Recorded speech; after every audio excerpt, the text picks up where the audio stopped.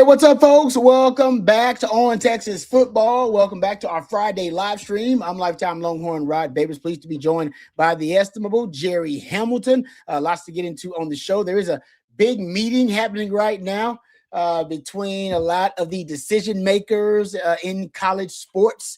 We'll get to that because I believe the names, or at least some of the names, have been released about a lot of the attendees for this big time meeting called by President Trump. So we'll get into that as well. We'll also talk about spring football. Happy birthday, Huff Daddy. I'll share some Huff Daddy stories, and we'll talk about that. I mean, he's on the Mount Rushmore of DBU. I hope he got in a good lift this morning, some barbells, Hope he got in a good lift for his birthday. It's all curls for Huff Daddy, man. Curls for the girls. I'm like, I don't know why he's still lifted, but he always got some swole up guns when I see him. So he's got a bunch of shoes to carry around, man. Right?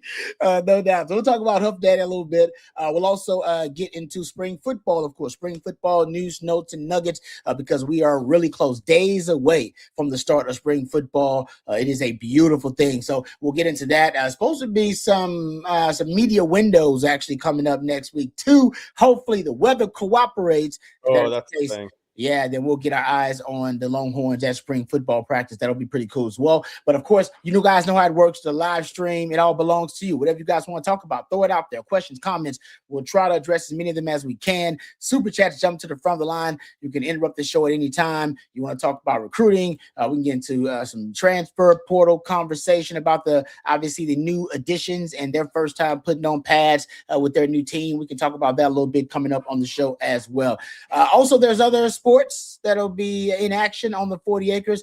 Texas baseball continues their winning ways, still undefeated. Now is it just two? Is it just USC and Texas? I believe that's it. Yep. Wow. Whoa. That is phenomenal. That really is. And it does look like the men's basketball team will be in the tournament as well. The women will be starting up the SEC tournament. And I mean, they're still going to continue. I mean, that's going to be a number one seed, right, for the Texas women?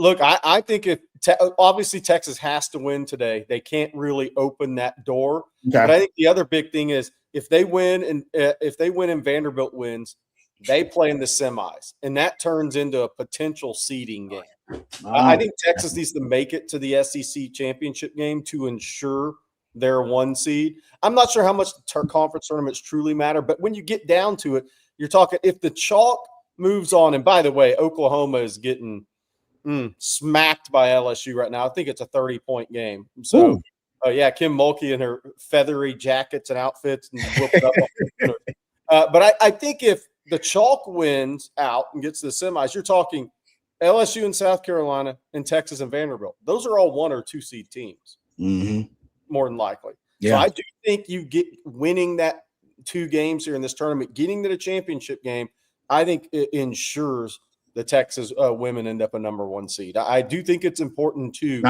win 2 games. On the men's side, obviously, Oklahoma on senior night. And I'm here to tell you, everybody's like, it's Oklahoma. Texas will just beat Oklahoma. They'll look at the record. Oklahoma's playing a lot better. They've won 5 of the last 7. They beat Missouri at home by 16 the other night. It will not be an easy game. Oklahoma is playing better than they were the first time Texas played them. And Texas got down early, big in Norman, and then stormed back and won that game somewhat comfortably. Yeah. A different Oklahoma team that's coming in. They're playing a lot better. I mean, winning 5 of 7 in the SEC because of the grind it is, a team's playing well when they've won 5 of 7. Yeah, right about that. All right, let's thank our lead sponsor, our friends at Garage Beer, before we move on and dive into some of the other topics and some of your questions as well. Garage Beer, we are big fans of Garage Beer. You should be as well. The garage is always open with Garage Beer. It is just the best light beer, folks, that you would ever taste. Garage Beer is crisp, refreshing, only 95 calories. Beer-flavored beer to be enjoyed anywhere you and your friends get together. The garage is always open with our friends over at Garage Beer. We appreciate them sponsoring our Friday live stream. It's the best way to get the weekend started. I won't do it just yet because we still got a few minutes left here on the live stream. But the next time I give you a message from Garage Beer, I'll probably do it by popping the top. It's a beautiful thing. All right. No, well, maybe they'll be popping the top on Capitol Hill, but for now, a lot of the decision makers, top decision makers in college sports are meeting. They call it a presidential roundtable. President Trump, he's got a lot going on, but did manage to carve out some time to try to at least start the conversation and discourse to fix college sports. So here are some of the names, because Ross Dellinger threw this out there. Here's some of the names that will be attending the presidential roundtable on college sports. Secretary Marco Rubio. Also, so just some Secretary Linda McMahon, Department of Education, Department of State. Valerie Ackerman, the Commissioner of the Big East. Charlie Baker, NCAA President's going to be there. Cody Campbell, everybody knows him, the big Texas Tech booster donor. He's going to be there. Joe Castiglione, who is the athletic director at Oklahoma, famously, formerly, and also on this list here, Nick Saban is already seen. There's pictures of him. Urban Meyer's on this list too. Jim Phillips, commissioner of the ACC's on this list. Condoleezza Rice, former U.S. Secretary of State's on the list. Greg Sankey, of course, among the people on this list. Eric Shanks, who's the CEO of Fox Sports. Adam Silver, the commissioner of the NBA. They got Charlie Ward on here, threw Charlie Ward in there. Brett Yormark, the commissioner of the Big 12, among others. I mean, it keeps going on. Jamie Pollard, who's the athletic director of Iowa State. Jack Swarbrick, of course, Notre Dame, former athletic director. He's on this list too, and it goes on. Governor Ron DeSantis, Cruz is going to be at this meeting. So, I mean, I didn't name everybody, but I just thought I'd name some folks that at least may be familiar to you. But it's going to be a packed house. Look, my take on this is let's keep politics out of it. I don't care.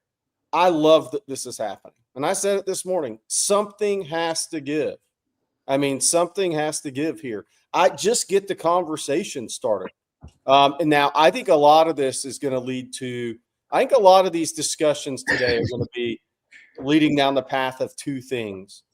What do you truly want college athletics to be? Because it's not really college athletics anymore. This is pro sports because it's pay for play. Yep. So what are we going to be real about what we have right now, or are we not? I think that's going to start this discussion. Then I think this is headed to collective bargaining ultimately through a meeting like this. Because, antitrust laws, there's attorneys, a lot of people that have law degrees on that list. I think that's the path this is going to head down. I think a lot of people are going to be talking about, the money and all this and that. That's not any part of this discussion. I think, and I love why this is happening, because somebody has to get the ball rolling here. Somebody has to get to where, okay, are these guys going to be employees? We need to get to the finish line sooner rather than later. Are they going to be employees? Is there going to be collective bargaining? Shutting down. I think one of the other big things is the transfer portal has turned to year in, year out free agency. Yeah. I think there's going to be some real discussions about that changing the rules of the transfer portal. And I think that needs to happen, Rod. I mean, I know you're a former player. I've covered this for 25 years now. And I think the kids should be paid. But I do not agree with just being able to transfer four times in 4 years, 5 times in 4 years. I don't think that's what this was meant to be if we're going to still wrap ourselves around calling this college athletics. That's the biggest thing for me. I think that's where this meeting is ultimately headed today, is probably on those three topics. I don't know what you have to say about it. No, I'm with you. I think they got to start with, at least some simple solutions here. And I'm with you. Start with things like eligibility. Like that seems like more of a common sense, right, solution to, well, guys shouldn't have 8 years of eligibility, right? Let's start with eligibility rules.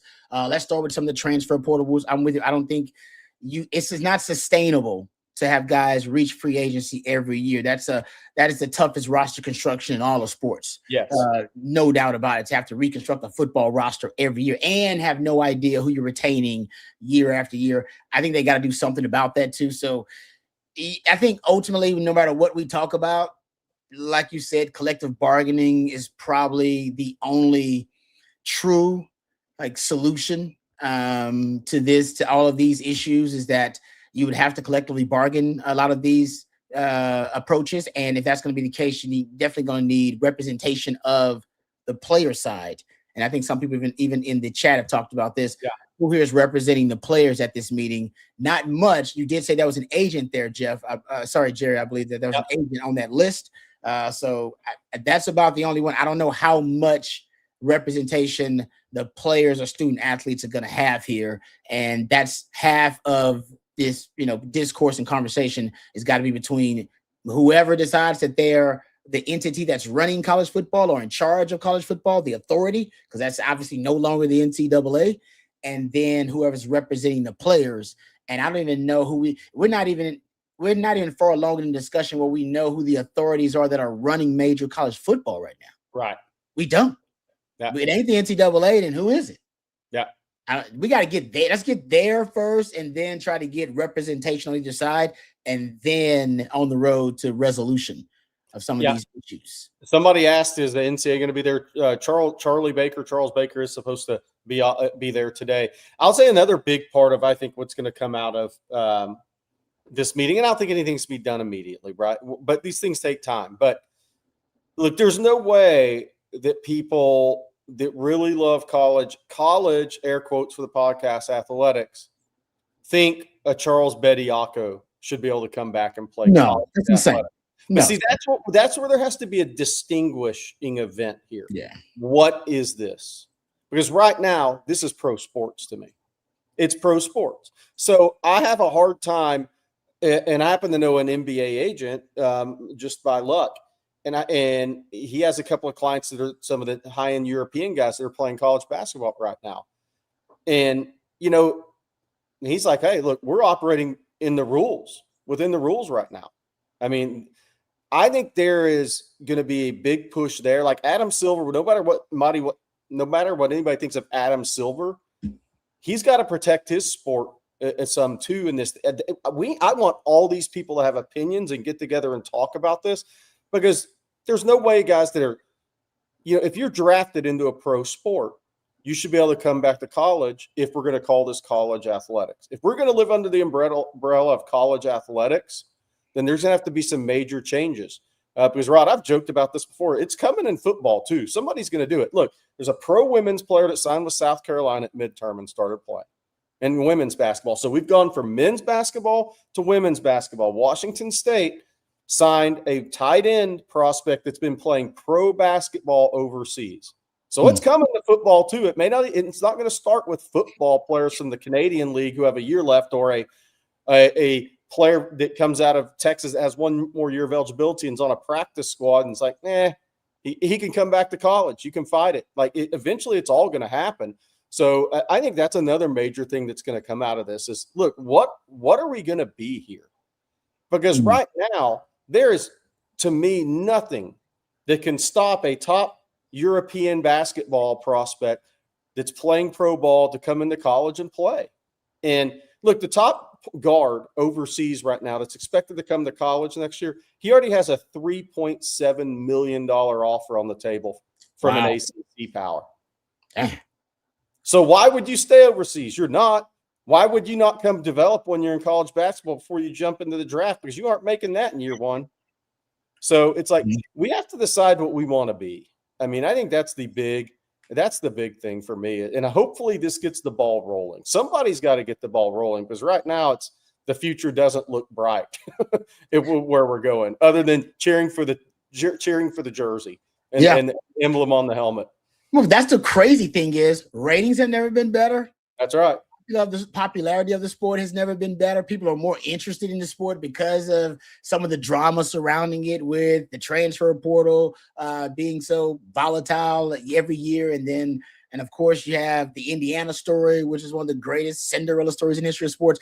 The sports it's crazy popularity-wise. Sports in a really good place popularity-wise, but the health of the sport, I think we can all agree, it's in trouble. It's unsustainable. This is, even though it's fun right now, I think we all agree, there's no way I see this going on for another 10, 15, 20 years. No. I think regardless of all the things going on outside it, I think one reason is why the sport has more viewership than ever right now. The playoff. Anytime you create a playoff, we talked about this when the playoff started, and I would use NC State. a team like NC State has hope. A team like Boise State, a G5 we can be in the playoffs. They have hope.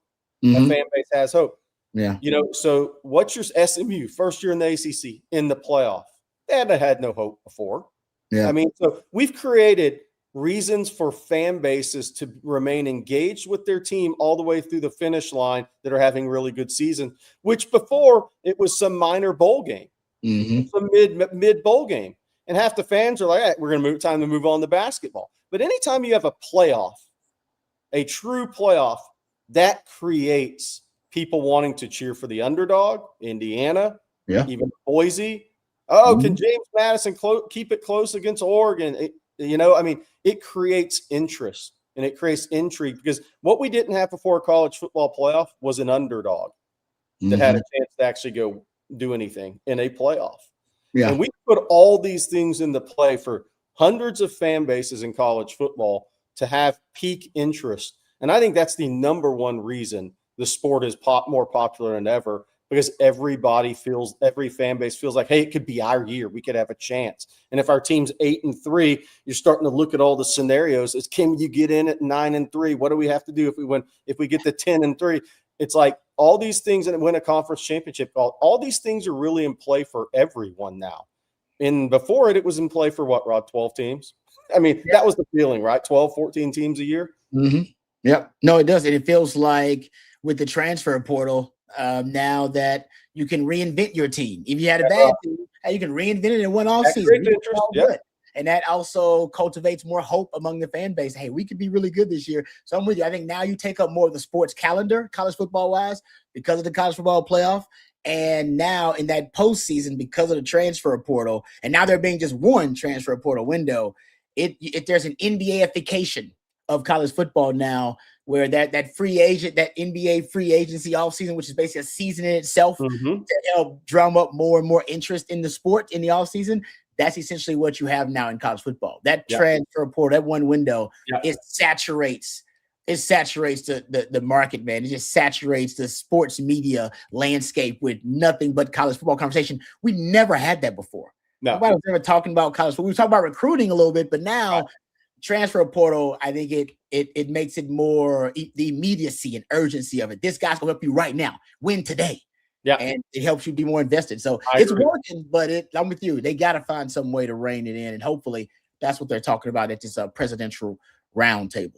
All right, let's get to we'll get to a couple of questions here, and then we'll come back. I want to talk a little spring football while we got some time here. But how about a couple of questions here from Roger? Roger wants to know: is Dylan Sikorsky making a push to be a day one starter at right guard since Seymour's eligibility is still in question?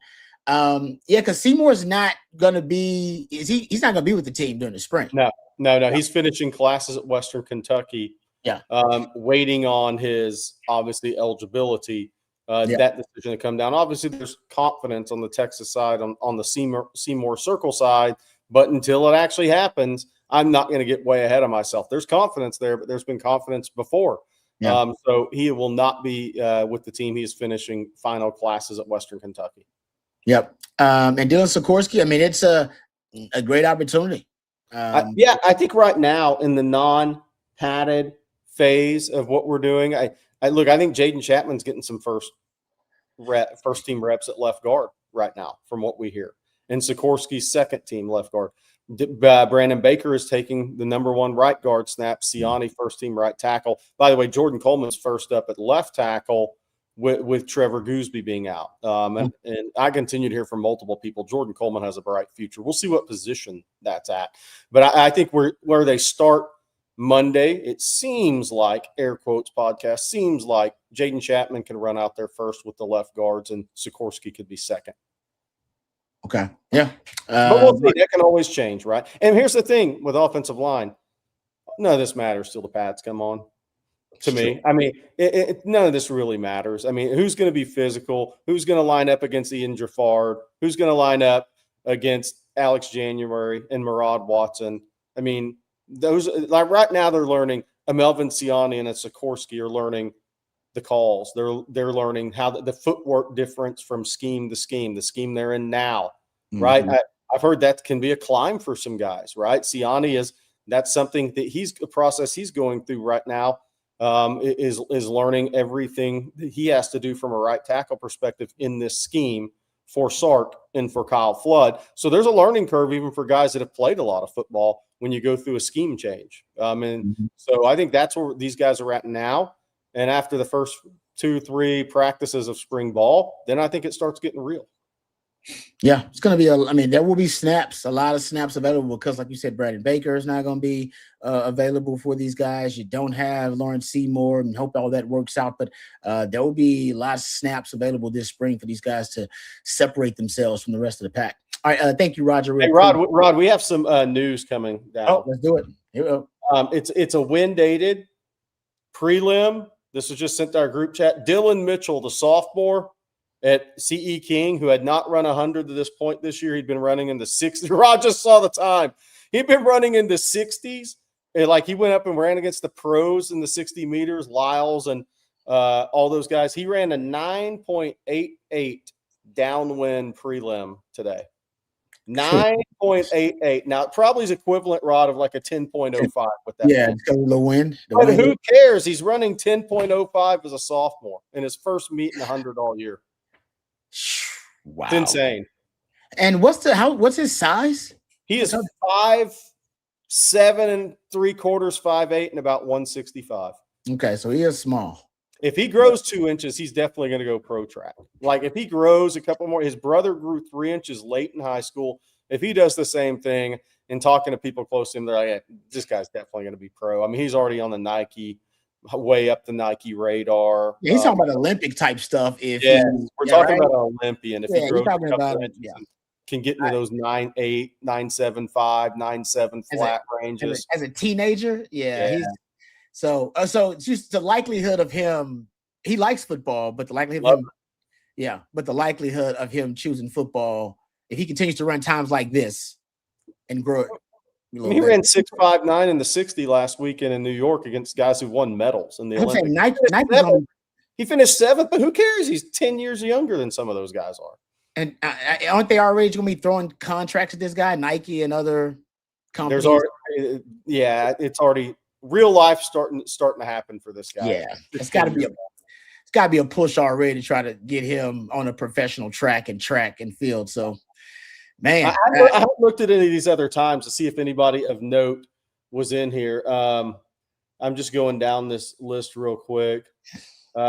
Not really. Sedarius Miller, the running back from Tyler High, committed to Oregon, 10.36 plus 3.1 wind, super fast. I mean, this is how impressive that time was. He ran 9.88, and a sophomore from Cypress Springs, who's really fast as well, ran 10.02.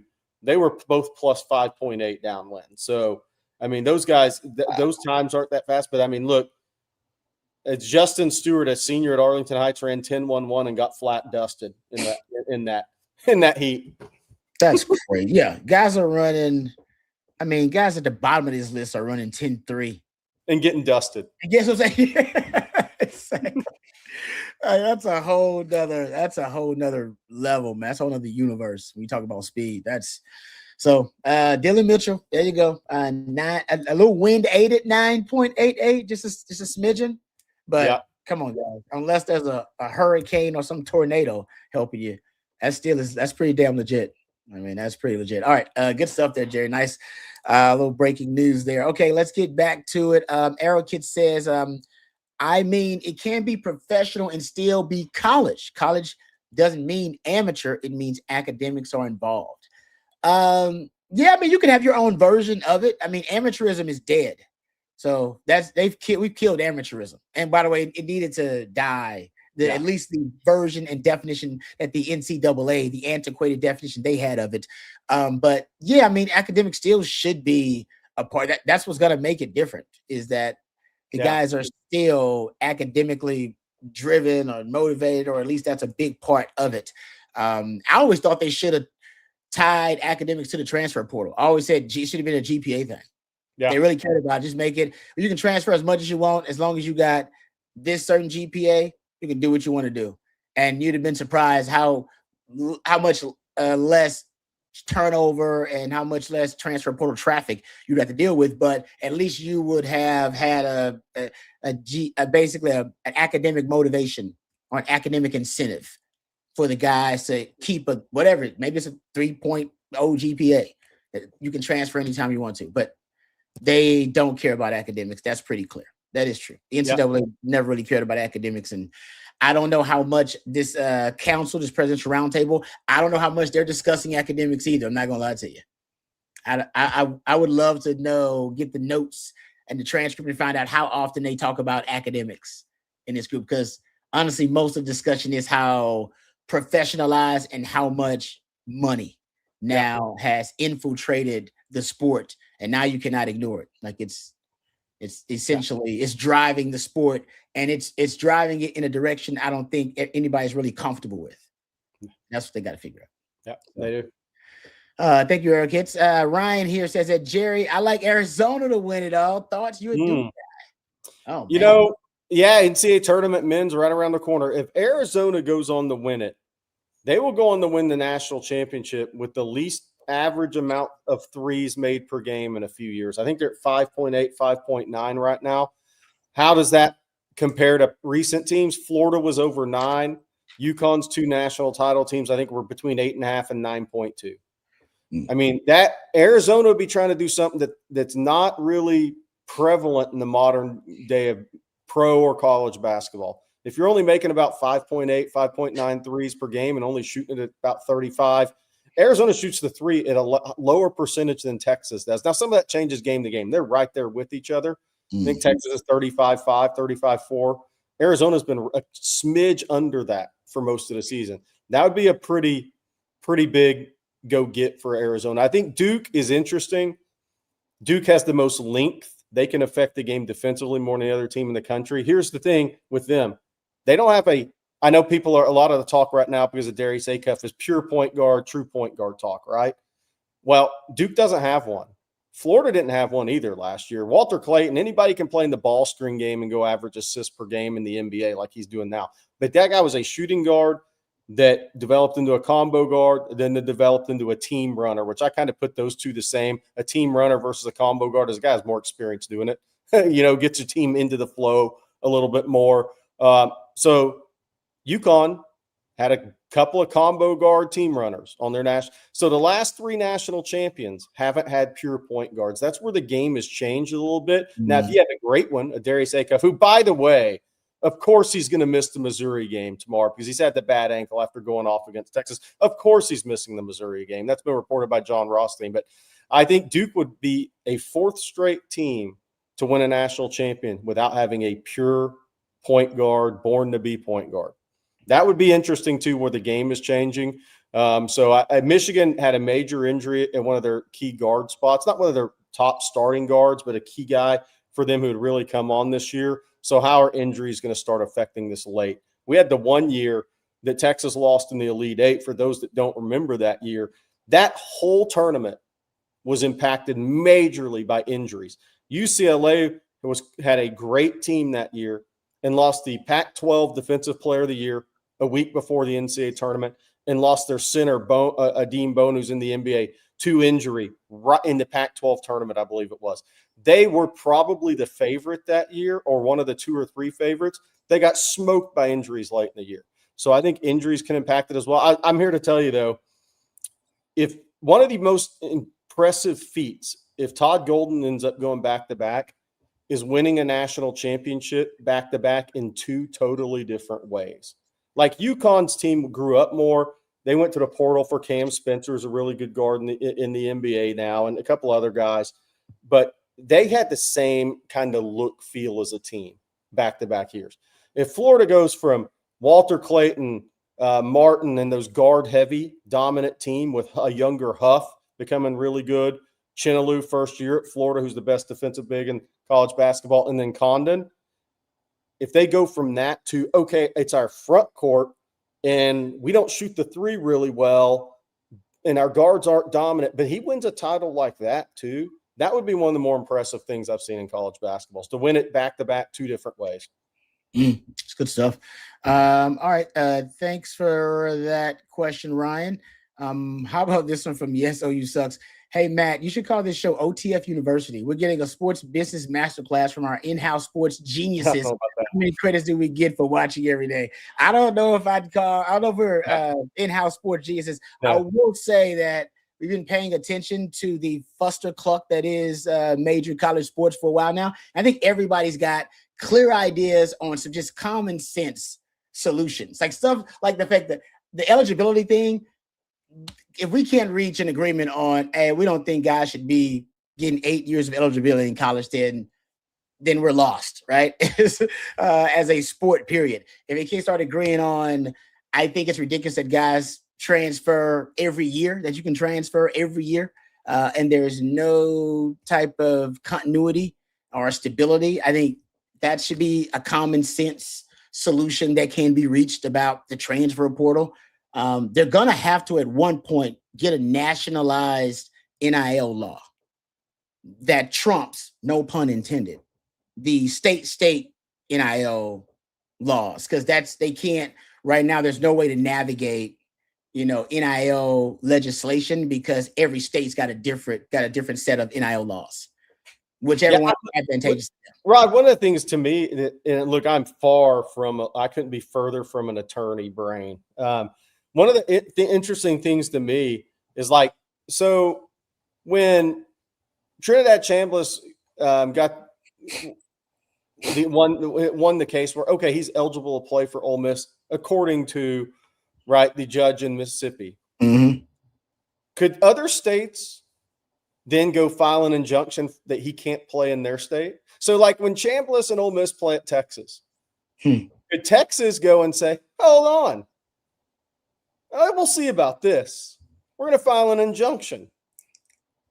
It feels like we're not that far off in college sports right now. Yeah. I agree with Ole Miss graduate judge's ruling. So let's see what we can do about that in the great old Lone Star State, since you're going to play here this year. Yeah. The NCAA has filed their own, right? They've filed their own appeal. Yep. I think recently, that was yesterday. I think it's a 658-page appeal, actually, that the NCAA filed to try to, I believe, end the injunction that allows Trinidad Chambliss to get another year of eligibility. So they're fighting back, apparently. I mean, I don't know how successful they're going to be, but it'll go to the Mississippi State Supreme Court, which was a different court, obviously, than the one where Trinidad Chambliss had a very favorable decision. So, hey, you got a point, Jerry. But man, if we start settling in-season football games and litigated in court, then damn, we've lost our way. I mean, like the Charles Bediako thing, and I know we have many more football fans than basketball fans here at OTF, and I understand it. But that Charles Bediako ruling was really big in my mind because that caused losses for teams in the SEC that are on the bubble right now. And then, oh, no, you can't play after 4 games. Well, A&M lost at Alabama. I think Auburn lost to Bama. And you're like, that was very costly for those teams. And then, poof, he's gone. And that's where we're at right now. That's so crazy to me is – so then again, I look at that and say, all right, if Trinidad Chambliss has a game in Gainesville against Florida and a game against Texas and Austin, after you saw what happened with Bediako and how that could affect some teams on the bubble, and that guy's a tremendous player, do you say, hold on, we're going to take this to court. We don't think he should be able to play this year. We disagree with that ruling. Oh, man. That's some weak sauce right there. I don't disagree with you. You got a lawyer's mind thinking of that way. But that is some weak sauce. That's the equivalent of trying to settle a rap beef in court, which Drake recently tried to do, and people didn't like it. So yeah, it's like, hey, let's play it out on the field. But it's a good point, like I said. But the NCAA, they are appealing the Trinidad Chambliss preliminary injunction, and they're going to appeal it all the way to the Mississippi State Supreme Court. Maybe the Mississippi State Supreme Court won't have an Ole Miss grad on the court or something like that, deciding it, because that's what happened last time. That's actually not a joke. That was real. All right, let's before we move on here, let's thank a couple more sponsors. Then we'll dive into some spring football conversation. Let's thank our friends over at Von Lane. We appreciate Von Lane, and you will as well. They do a great job trying to not only getting you from point A to point B, but getting you there with a first class travel experience, folks.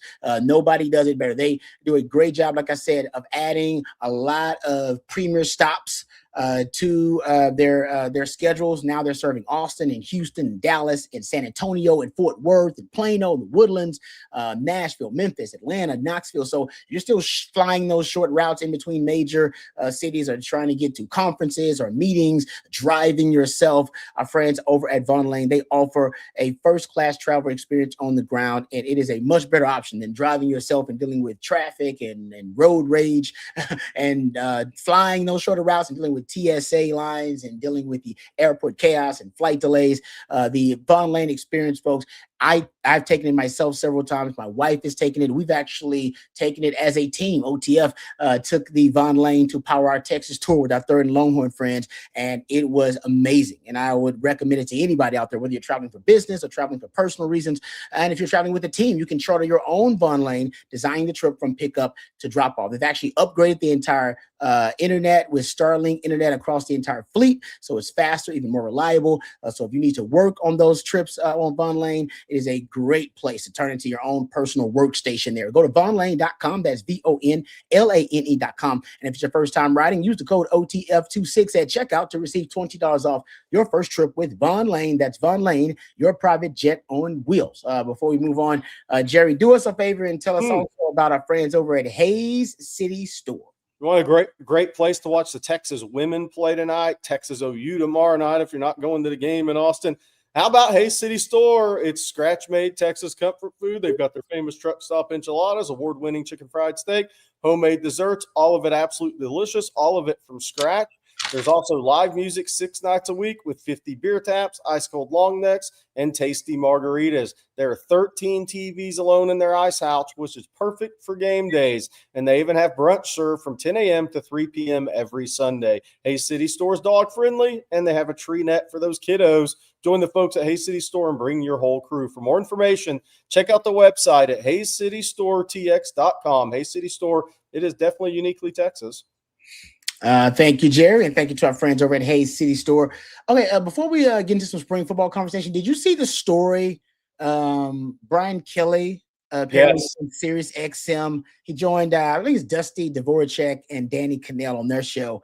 And I don't know how the conversation steered this way, but he started they were talking about the current LSU roster. Obviously, Lane Kiffin's the head coach, and Brian Kelly is the one who, I don't know, he's the one that is claiming that LSU roster is cost over $40 million. That's his claim. They actually have audio of it too. So I heard him say it, and I just saw the quote online. But remember, Texas had, I think it was Kirk Bowles who threw this out there about Texas. Yeah. Was it last offseason? Leading up? Sark did dispute it. Remember, Sark said that's not true. So I don't know. I don't think he actually said what the number was, but he said it wasn't $40 million. So how many $40 million rosters are? Is LSU the only one in the SEC? Well, I will say this: when that came out, I went right back to their transfer portal, and so they changed the whole roster pretty much, right? 40 players from the portal. Prince William Anamelian probably wasn't cheap. Aliuba, the tackle from Maryland, probably the same. Jordan Seaton, we know wasn't. Yeah. Sam Levitt, we know wasn't. Fahim Delane from Ohio State was really highly regarded. Devin Harper from Ole Miss. I mean, you go down the list. The backup quarterback Longstreet to get him from S till after he went in the portal. Jordan Ross, who Alabama thought they were going to get, goes to LSU. If you go down this list just of their portal guys, you're like, oof. That is probably Eugene Wilson from Florida, really good player if he's healthy. Blockton, a D lineman from Auburn to LSU. I mean, you can keep going down this list and keep going down this list, and you can say, I could get to that number pretty easy. And then you talk about their 2026 signing class. Richard Anderson. I went and saw him. He's a 5-star D lineman, and you know those guys aren't cheap. Bryson Martinez, the offensive lineman that Texas tried to get on. You had to hold on to him. Trenton Henderson, the 5-star edge out of Pensacola that Texas tried to recruit. Same thing. Havon Finney, the corner. Jabari Mack, who Texas tried to recruit. Lamar Brown, a 5-star defensive lineman. You have multiple 5-star and high 4-star defensive linemen in that class. I'm pretty sure that's probably accurate. And I know a lot of people are saying Brian Kelly's just, he's whining because he didn't get that support from LSU. But after you fire Brian Kelly, you have to go get it done. You're in a get it done world at that point. Yeah. And they had to go get Lane Kiffin. And if Lane Kiffin's going to take that job and leave a playoff team, there were some massive NIL guarantees that came with getting Lane to leave Ole Miss. Yep. So when you start looking at the guys they signed from the portal and those top guys in high school, I'm guessing Brian Kelly's probably very close to correct. No, it's fascinating because that's the number it seems to be thrown out, the 40 million. Because remember, Texas, the 40 million seems to be thrown out there a lot. But and if you're LSU, you probably like the narrative. Well, maybe you like the narrative that you're spending big money on a 40 million. As I say, even when Texas it was claimed they had a 40 million roster, I was like, I don't know why Texas is kind of shying away from it or embarrassed of it. I get it because they don't want people to think, hey, Texas is making it rain, NIL dollars. But still, perception is reality, especially when it comes to NIL and it comes to roster construction these days. And LSU, the perception was they went out and spent big, and they went out and Rod, it's a very important shift for LSU. I think they like it too, because what had been the talk about LSU? They can't play in the sandbox. Yeah, Alabama and LSU can't play in the sandbox. They lost their advantage. Yep. Of old car house recruiting SEC ways for years and years and years. Mm-hmm. Oh, they can't play in the sandbox with Ohio State and Texas A&M and a couple others. Hell, there's people saying Georgia really can't, right? So I think that's very important for LSU and for recruiting moving forward, that perception is out there, even if it might be off by 3, 4, 5 million. Yeah. And honestly, they want the perception that Brian Kelly didn't get the support because they need Brian Kelly to get another job, right? Don't they need Brian Kelly to get hired by somebody? They're paying him, and I think they're still paying Ed Orgeron. That's what I'm saying. They need Brian Kelly. They need to be hyping up. Yeah, you know what? We did not support Brian Kelly enough. If we would have, he would have won here at LSU too, and get that out there so that some program hires Brian Kelly so they ain't got to pay him no more. Yeah, I don't know what they paying him, but I know they paying Brian Kelly a lot. So there you go. Texas has to play LSU, and that's gonna have so many layers to that game, so many storylines to that game. The Arch Manning thing, and Lane Kiffin and Sark, and obviously neighboring rivalry states, if you will, in terms of football. Texas trying to obviously recruit Louisiana more, and the Arch Manning stuff. I mean, it's just going to be fantastic. It's going to be great. All right. Thank you for. Let's get to a super chat here from Rod Baber's Helmet. Appreciate that. You know what? Oh, let me get right back. No, I don't have it. I don't have anything. Dang it. I got it. Boom. Whoa. There we go. Done deal. Thank you, Rod Baber's Helmet. Appreciate that love. Says, gents, been out the last 4 to 5 weeks. I missed a lot. Thank you for joining us. Glad to have you back, Rod Baber's Helmet. He said, with that, if Michael Terry III isn't successful / playing this year, is that on the staff for moving him positions or talent passing him? That's a good point. And we should get into this conversation too after we dive into Michael Terry. Because I think a lot of guys might be in this kind of position where I don't know if it's a make or break spring for him, Jerry, but man, if they don't make a move this spring, I could easily see them kind of fall into the wayside here for the season in terms of plans for the season. And if that's the case, then you're talking about obviously these guys may be looking elsewhere to try to go make an impact in the future. So let's start with Michael Terry, though, because this is a good one. Thank you, Rod Baber's Helmet, for the super chat. Where do you see Michael Terry in the mix this spring, and where can he make the most impact as a player? I think there's been so much talk about Cam Coleman transferring to Texas, and what does that do for Khalil Lockett and the young receivers at Texas.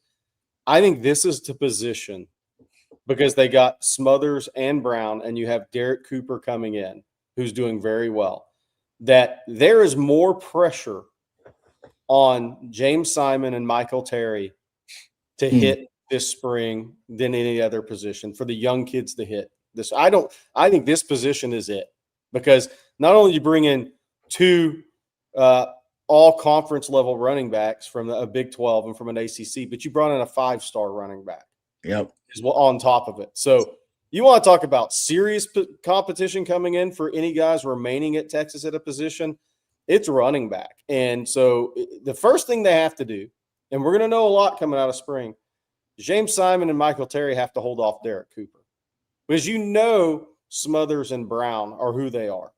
But if you don't hold off the freshmen, and this goes for any position, right? If a true freshman comes in and after spring we're hearing, okay, he's probably past those guys, that puts them up against it. Yep. Because that means they're running 4th and 5th team headed into the season.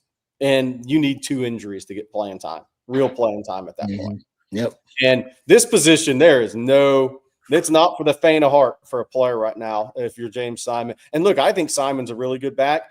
I haven't seen Michael Terry run with a football in the SEC. So anything I say about him is I don't necessarily care about what was said in the bowl practices. That's totally different thudding versus running the football against Michigan or in the SEC over the course of a season.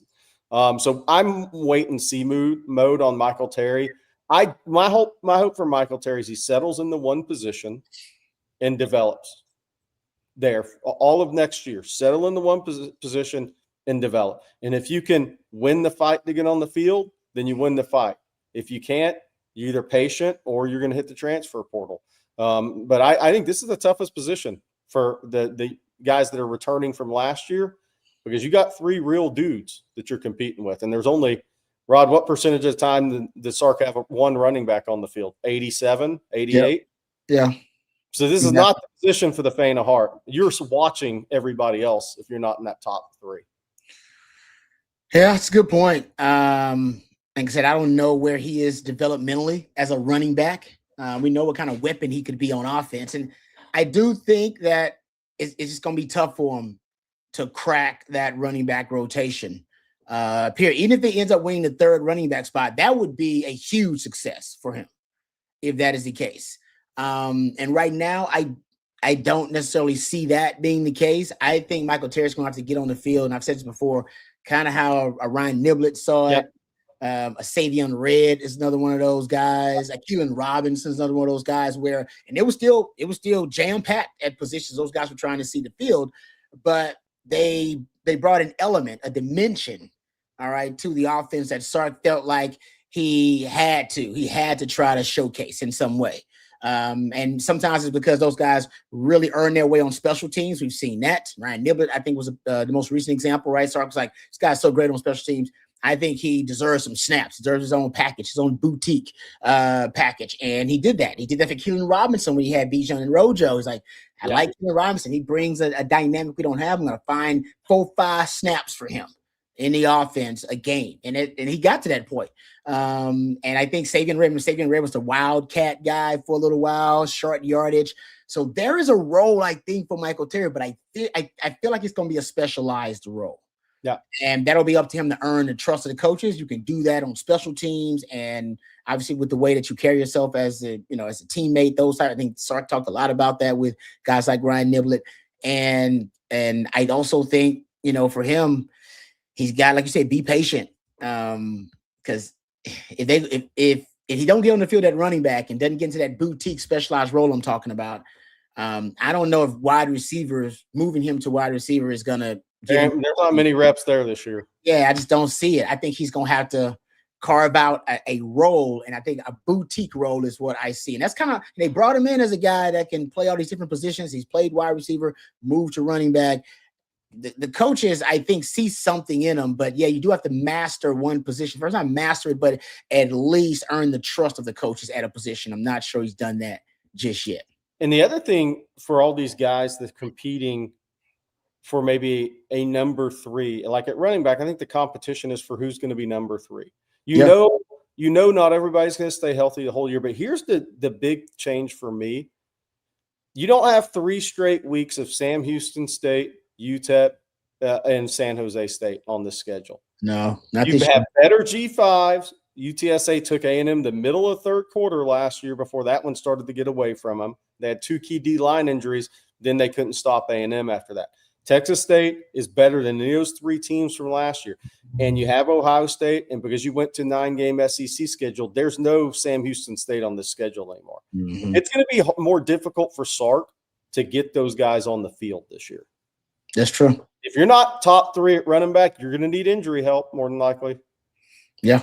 Not as many blowout reps on this schedule. Yeah, like I said, and Michael Terry, special teams, he's going to have some pride in what he does on special teams, making some plays on special teams until he finds a role on the field. So thank you, Rod Babers-Hamilton. We appreciate that. Who are the other guys before I know we're getting close to the end of things here, but who are the other guys you think this spring feels like a make or break spring for him? They got to step up this year, and if they don't, they could end up kind of falling to the wayside for this 2026 season. I don't know if make or break necessarily, but I think it's a huge spring for Emery Winston. That's good. Because, you have Masunas, who's going to be your inline guy. Shannon's the backup, and Spencer Shannon's backup inline guy. Nick Townsend, they have a role carved out for him. Whereas Emery, and I think Emery Winston's got tremendous hands. Where can he find a fit on the field? Mm-hmm. Right? I think if you look at in the secondary, Rod, a couple of safeties. There are a couple. Johnson, Rubel. Yep. This is a huge spring for him because Jonah Williams, we don't think we'll see him much.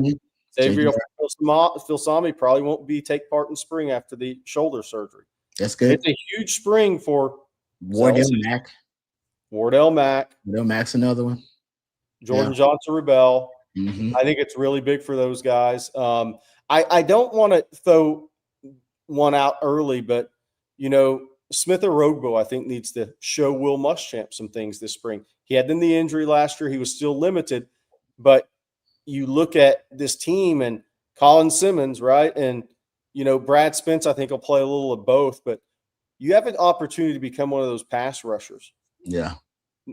Now, if you can't overcome somebody in front of you, then it's going to require patience for you. And that I think is I think it's a big spring, definitely not make or break, but I think it's a big spring for Josiah Sharma and Myron Charles too. Texas loves those guys where they can go as players. Yeah. But you need to take that big step coming off the red shirt. You need to be guys that are 100% locked into being guys that we hear behind the scenes. Oh, yeah, they're definitely in our 6-man rotation. Yep, that's a good point. Yeah, it's your D-tackle rotation. We're at 4, you're at 6. Can you get back to that 2022, 2023 seasons where you basically had 6 D-tackles in your rotation and all of them had NFL upside? Because you have Canoe, you have January, you have Watson, you have Jafar. Those 4 are done. Mm-hmm. Yeah. Can Sharma hold off Zion Williams for the backup nose? Right? And then can Myron Charles take hold there of that spot to be in that 6-man rotation? I think they will, but there's still competition, and you got to go do it. Mm-hmm. Yeah, I feel like it should be a big spring. I don't know if make or break. Maybe that's the wrong words I use. It's important spring, really important for them. I feel like Kojo is in that conversation now too. And he's going to be limited this spring. We don't know how much, right? He's going to be limited. I think it's big for him too. I really do. I mean, can you provide competition come August? Yep. If Melvin Ciani is still in his learning phase, can you make the Texas coaches think about it at all? Yep. Yeah, I agree with that. It's good stuff, Jerry. All right, let's thank our lead sponsor one more time. Let's thank our friends over at Garage Beer. As a matter of fact, it's right here. All right. It's almost time to get my little. Here we go. Here we go, folks. Oh, that's a beautiful thing. Look at that. That's the way you get the weekend started. Thanks to our friends over at Garage Beer. Beer-flavored beer for the folks who love light beer. Garage Beer is crisp, refreshing, and only 95 calories. Beer-flavored beer for those who love to enjoy friends, family, and good times. That's what Garage Beer is all about. The garage is always open with our friends over at Garage Beer, and we appreciate them sponsoring our Friday live stream and being a part of the On Texas football family. Thank you very much. All right, so Rod, who's your guys for the spring? I like your Wardell Mack one. I that's kind of the name that kept coming up to me when thinking about, who's got to step up this spring. I think the secondary is, man, I feel like for Kobe Black, it's a big one. I agree. I feel like, I'm not saying that, Kobe Black doesn't already have a role on the team. But I feel like is he going to be one of your guys that you trust in the rotation, a corner? Are we going to have a rotation at corner where you feel like Kobe Black's got to be a guy that forces his way onto the football field? Who's going to be that guy in the secondary? I feel like secondary's got maybe 3 players in that conversation. Rod, you know why that's a great call? Because one of the things Sark said in his press conference recently that caught my attention was we've been wondering, okay, where will Grayson Littleton rep if it's not at nickel? Mm-hmm. And we're thinking, could Muschamp look at him at safety? Sark specifically mentioned corner. If I'm a backup corner, I didn't feel good when I heard that come out of Sark's mouth. Mm-hmm. Because Cade Phillips and Masco are there. Yep. But that means if I'm a second-team corner, that means I'm in extreme jeopardy. Yeah. I feel like they want to rotate those corners. I feel like because they're going to keep Kobe Black there. I'm with you. I feel like you may get a healthy rotation at corner. And now that I think about it, when I go back to Muschamp when he was here the first time, I believe he was rotating. Maybe not deep you were at corner back then. Yeah. You had Curtis Brown, you had Shockey, you had Aaron Williams. Like you actually had some depth at corner, and all those guys played. So I don't look at the reps, but I wonder if they want, because I think they want to play a little bit more press. I know they want to play more man, and even Kobe Black doesn't have the freakish like speed and freakish kind of athleticism that a Cade Phillips has. I think they want physical corners out there. That can Rod, without seeing the guys, and hopefully we see them next week. If I said what would you think would be a better fit in Muschamp's defense? Masco at corner and Littleton at nickel, or Littleton at corner and Masco at nickel?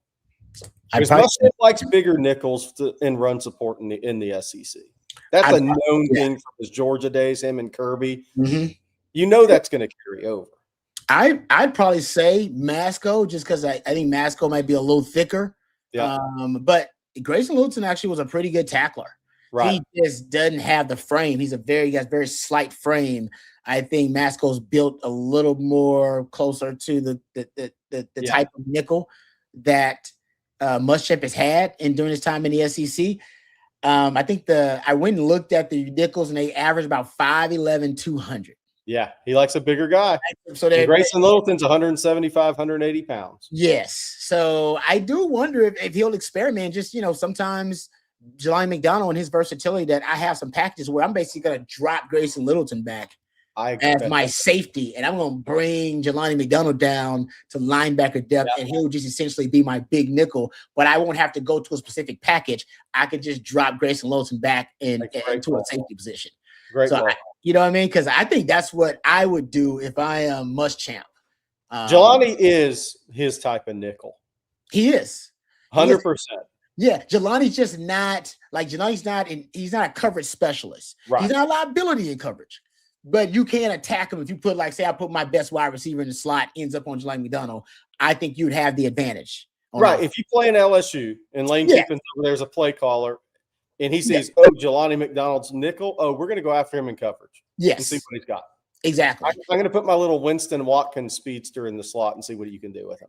Yeah, exactly. And that's why I think it'd be great to have Grayson Littleton. And if those guys are obviously veterans enough, because they both play a lot of football, could you teach them a system enough where if they are manipulated in that way, right, formationally, schematically, where they're trying to match up Jelani McDonald on their best wide receiver, you can get Grayson Littleton to go, oh no, we got this. Don't worry, I'm the nickel now in that situation. Yeah. We can switch. We'll make that adjustment, and you go back to the safety. I'd love to see them be that mature as a secondary, because I think that's the only thing that gives me a little apprehension is that teams might go after Jelani McDonald. If you put him at the nickel too much, they might go after him in coverage. But I mean, that's a simple adjustment in my opinion. Yeah. Or you can just give him help in coverage. Give him inside help, give him over the top help. And I think that probably would solve a lot of your problems with him in coverage too. So Rocky Poor, really quick before we get out of here, says, how much more armor is Simmons putting on for this year? Man, they posted a video of him. Yeah. I in the weight room this morning. He looks like his continued. I don't know about weight wise necessarily for him. We'll see. The new roster, I'm guessing, will come out prior to the spring practice Monday morning. I'm guessing he adds another 5 pounds. Yeah, he doesn't really need it though. Like, he doesn't need extra weight, I don't think. Does he? Yeah. I don't know if he needs it. I don't think I don't you don't want him getting too big. Exactly. The BGO is what makes him elite. He's got the best ball get off in college football today. Yeah. And it ain't even close, actually. It's not like and you don't want him to lose that explosion, that explosivity. But I suspect he's going to be a 245, 250 pound guy his whole career. Makes sense. In the NFL. I can't wait to see if he's added some pass rushing moves. Yeah. To his repertoire. Now I've been working with Alan Clark now even longer, and now as a seasoned veteran, I think it'd be nice to see him add. I don't know if he's going to add a spin move or just a counter to his speed rush, which is unbelievable. That would get him 15 sacks alone. I think you want to get to 22, you want to get to Kiki Diayala, you're going to need a little counter move there. So my first question for us, for Collins, will be like, what's the pass rush move you added this offseason? Yeah. What'd you add? Because I know you added something. Right. What'd you add? All right. Thank you, Rocky Poor. We appreciate that. And thank you to all you guys out there for watching and for listening. Thank you for the super chats as well. Really appreciate those.